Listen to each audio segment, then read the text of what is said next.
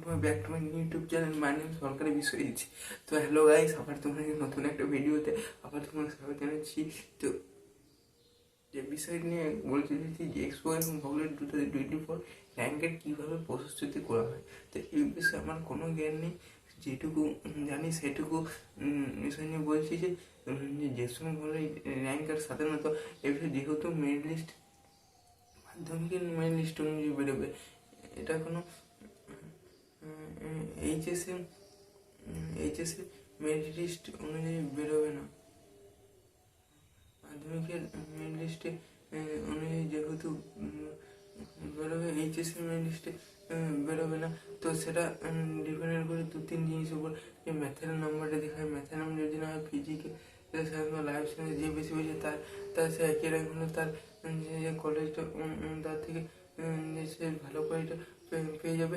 আর যার নাম্বার একই কিন্তু সে চয়েস কোনো ভুল আছে বা সে ইংলিশে কোনো যদি নাম্বার বেশি থাকে, সে নাম্বার একই পেলেও তার র্যাঙ্ক কিন্তু ওর থেকে আগে হয়ে যাবে।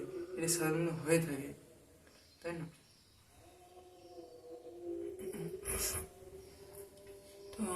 তো তারপরে ইংলিশের নাম্বার দেখে দেয়, ইংলিশের নাম্বারটা সাধারণত কমই দেখা হয়।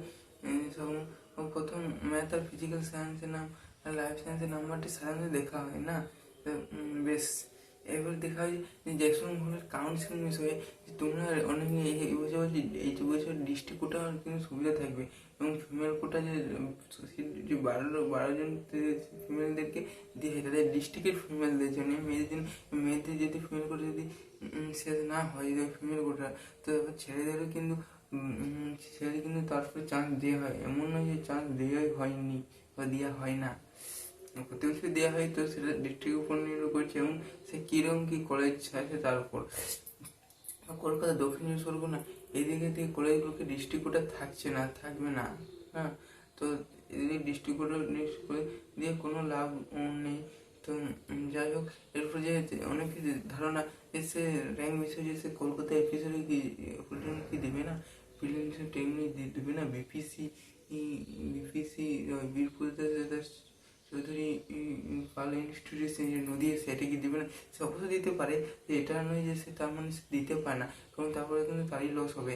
সে দেখা যাবে সে তার একই র্যাঙ্ক করা সত্ত্বেও সে র্যাঙ্ক মোটামুটি এসেছে, কিন্তু তার বন্ধু অন্য একটি ছেলে সে কি নাম্বার পেয়েছে, সে কিন্তু ওইভাবে পেয়ে গেলেও ও চান্স পেল না।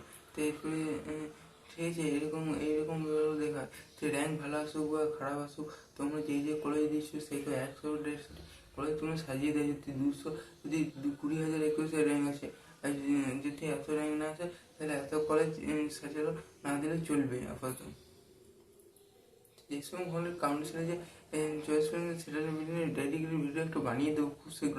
ততক্ষণ তোমাদের চ্যানেলটিকে পাশে থাকবে এবং চ্যানেলটিকে লাইক করে তুমি যত বড় গ্রুপে শেয়ার করতে, আমি বলছি তো, তুমি যত বড় গ্রুপে শেয়ার করো, যাকে শেয়ার করো তাতে কিছু যায় আসে না। আমাদের এই চ্যানেলটিকে যেন এগিয়ে যেতে হবে, কারণ বাকিদের এই চ্যানেল সবাই এগিয়ে যাচ্ছে, আর আমাদের চ্যানেলটি এরকম কিছু ভুলভাল ইনফরমেশন দেওয়া হয় না সাধারণত। আগে যদি কমেন্ট সেকশনে যদি কোনো কিছু ডাউট লেগে থাকে, তো আমাদের চ্যানেল কমেন্ট সেকশনে কমেন্ট করে জানাবে যে ভাই এই বিষয়টা ডাউট লেগেছে, এই বিষয়টা আবার আবার বলো। তো তো সেটা আমি বলে দেবো যদি জানা থাকে, জানার ভেতরে। আর যদি না জানার ভেতরে থাকে তাহলে হয়তো বলতে পারবো না। তো তোমরা কমেন্ট সেকশনে কমেন্ট করে দেখো কী হয়েছে এবং কী হয়নি। র্যাঙ্কার নিয়ে প্রস্তুতি নিয়ে যারা কিছু ঘটনা থাকে, তো আমাদেরকে আমাদের চ্যানেলে কমেন্ট সেকশনে জানাবে, তো ভুলো না।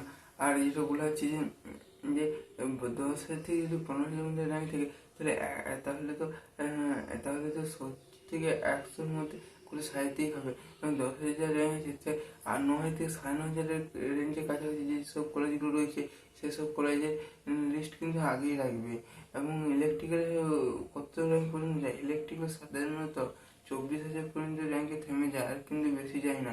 যদি ওবিসি টিএডব্লিউ র্যাঙ্কে টিএড করে যদি পাই, টিএডব্লিউ অবশ্যই করে তুমি অ্যাপ্লিকেশন সময় ইয়েস করে রাখবে। যদি ওইটাতে যদি ব্লকে গিয়ে একটু ঝামেলা আছে, কিন্তু ওটাতে সুবিধাও আছে, তোমরা টিএফডব্লিউ ইয়েস করে রাখার চেষ্টা করবে।